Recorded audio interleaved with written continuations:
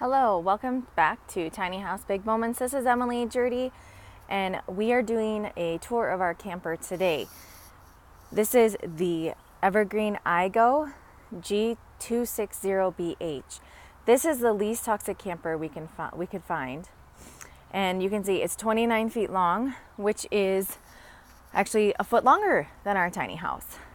But with the loft, the two lofts, our camper feels about half the size.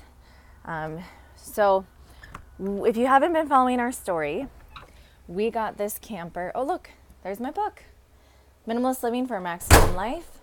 I wrote about our journey of minimalizing all the clutter and stress and toxins in our life. So you can get that wherever books are sold, either on Amazon or Barnes & Noble, or basically anywhere books are sold. So check that out if you want some tips and tricks for downsizing everything in your life, including stress and toxins.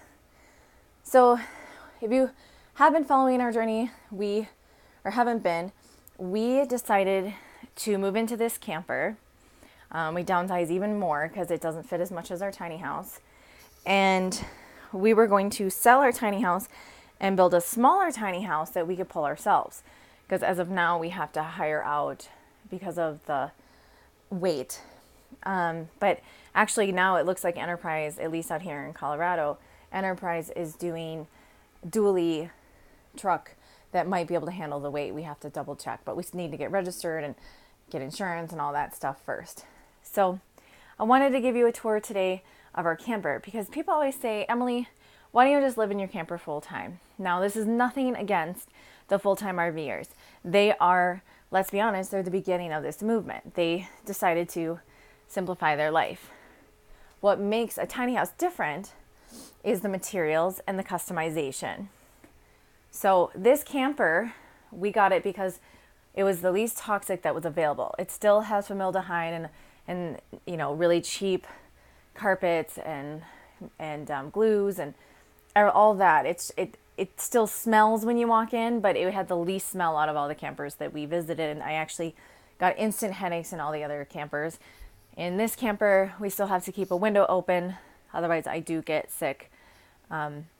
So again, it's not like poo-pooing the RV movement. And we love our camper for recreational use, although we are going to be renting out to a friend and actually having our tiny house builder friend eventually build us a smaller tiny house that's only one level that we can pull for traveling, because we just are really sensitive to the chemicals in campers. So people always ask us, why don't we live in an RV full time? Well, it is partly because of the chemicals, partly because of the design, and partly because of the insulation.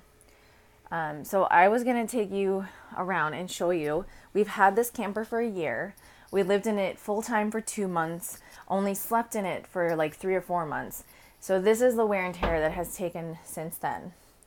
So here you can see this just completely came off. This is super thin. So when I step on it, it feels like it's going to come apart. The glass, all the glass in the whole camper is held on by this I don't even know what this is, but it doesn't work. It almost looks like hot glue, and it's not even on the whole thing. So you can see there's only glue on like some of it. So I'm surprised all of the glass hasn't fallen out. So you can see there's not glue in the whole. There's barely any glue on this one, actually. I'm surprised. That one will probably fall out next.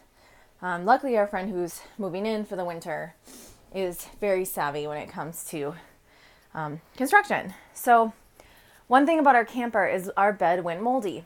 We thought that having it on here would have enough airflow, but we should have had our mattress raised up on some 2x4s. So unfortunately, we lost a organic $2,000 mattress. So if you do decide to live in a camper or even a tiny house, make sure you have a small box spring. But you can see there was no way to get a box spring in here. There's just 2 little outlets or inlets, and we couldn't get in there. But we could have done boards, but we didn't think about it, and we paid for it dearly. So make sure you have your bed raised up because campers have no insulation. So that's the other reason we decided to live in a tiny house. Campers are insulated at around, from my research, anywhere from 5 to 15 insulation. And our tiny house is anywhere from 25 to 30. So it's really, there's really no comparison. And, you know, we have had so much issue with condensation. And I know that can be an issue in a tiny house as well. But in a tiny house, it's because it's insulated so well. So we would often get, you know, just mold sitting here. The windows are always moist in some way. So that's something to think about too. Even if you live in a camper or a tiny house, make sure you have a mini dehumidifier, wood burning stove. It sucks out the most heat, and then electric being the second driest, and then propane actually adds moisture into the air. So that's something to think about as well. You can see just random, you know, just cheaply made, just stuff really, you know, cheaply fastened. I'm not sure what's going on here. It's just totally warping everything's. I mean, it could partly it's because we went from a humid climate to a dry climate, but you can see everything is just kind of coming apart.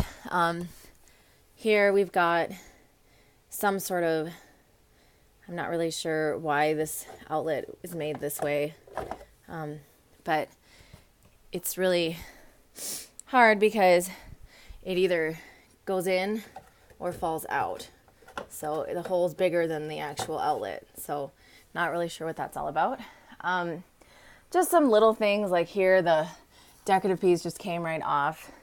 A bigger thing that happened here is you can see the front of the bench is actually just coming off of its support. And then here, everything is kind of just stapled. So that's what's holding up supposedly 200 pounds of weight. So this was actually supposed to be in the middle as the support, and it came off within like a week. So same things happening on the other bench. So that needs to be fixed. You can see down, I don't know if you guys can see, but down here, I lifted the table off as you're supposed to make a bed. And these itty bitty screws, that is what's holding it on because it needs to be able to slide in and out. So the screw can't be very long, but of course that already came out and we're going to have to see if we can fix it. But the table is just completely unstable. So we have not been eating there. We've been eating on the couch when we were on vacation. Let's see. So yeah, I mean, we've had under the couch here, we have mold because it's really, the slide outs have even more poor insulation than the rest. And of course, when you have a slide out, the air comes in the side, no matter what you do, it's just drafty. So we had a lot of condensation. So yeah, I mean, just little things, but they add up pretty quick. So that is our camper. And it works. It's, if that's the price level that you can afford, that's awesome. But for us, we choose tiny house with high quality materials. So that's what we like. So thanks again for joining us. I'll have a lot more videos coming. We're going to do some legalization videos coming up. And thank you guys for supporting the tiny house movement in whatever fashion it comes in. And we look forward to seeing you again in the next video. May abundance flow to you with ease. May you follow your bliss and live the life you always dreamed of.